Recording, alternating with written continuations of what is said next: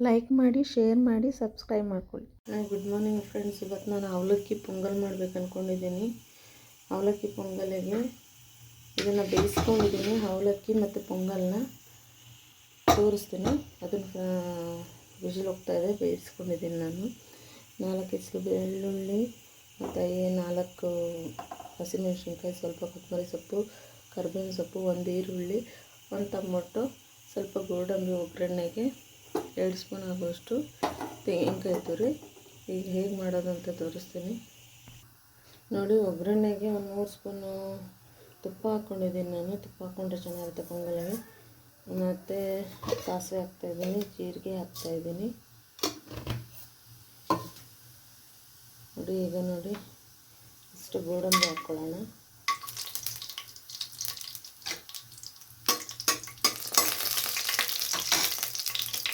ಈಗ ಈರುಳ್ಳಿ ಹಾಕ್ಕೊಳ್ಳೋಣ, ಕರಿಬೇವಿನ ಸೊಪ್ಪು ಹಾಕ್ಕೊಳ್ಳೋಣ.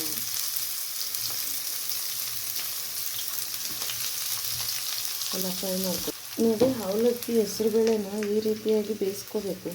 ವಿಜಿಲ್ ಹೊಡಿಸ್ಕೊಳ್ಬೇಕು 2 ನೋಡಿ. ಹೀಗೆ ಬೆಂದಿರಬೇಕು ನೋಡಿ.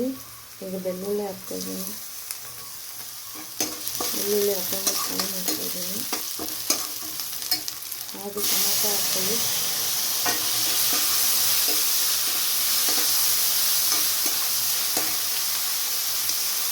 ಅರಿಶಿನ ಹಾಕ್ಕೊಳ್ಳಿ,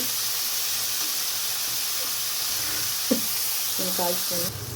ಈಗ ಅವಲಕ್ಕಿ ಮತ್ತು ಹೆಸರುಬೇಳೆ ಬೇಯಿಸಿಟ್ಕೊಂಡಿರೋದನ್ನ ಇದಕ್ಕೆ ಹಾಕೋಣ.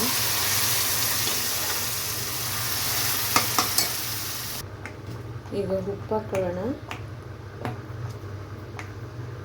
ರುಚಿಗೆ ಎಷ್ಟು ಬೇಕಷ್ಟು ಉಪ್ಪು ಹಾಕ್ಕೊಳ್ಳಿ. ಈಗ ಕೊತ್ತಂಬರಿ ಸೊಪ್ಪು, ಕಾಯಿ ತುರಿ ಎಲ್ಲ ಹಾಕ್ಕೊಂಡು ಮಿಕ್ಸ್ ಮಾಡಿ 1 5 ನಿಮಿಷ ಬಿಟ್ಟು ಆಫ್ ಮಾಡಿ. ರೆಡಿಯಾಗಿದೆ ನೋಡಿ. ಈಗ ಅವಲಕ್ಕಿ ಪೊಂಗಲ್ ರೆಡಿಯಾಗಿದೆ. ಟೇಸ್ಟ್ ಮಾಡಿ ಹೇಗಿದೆ ಹೇಳಿ.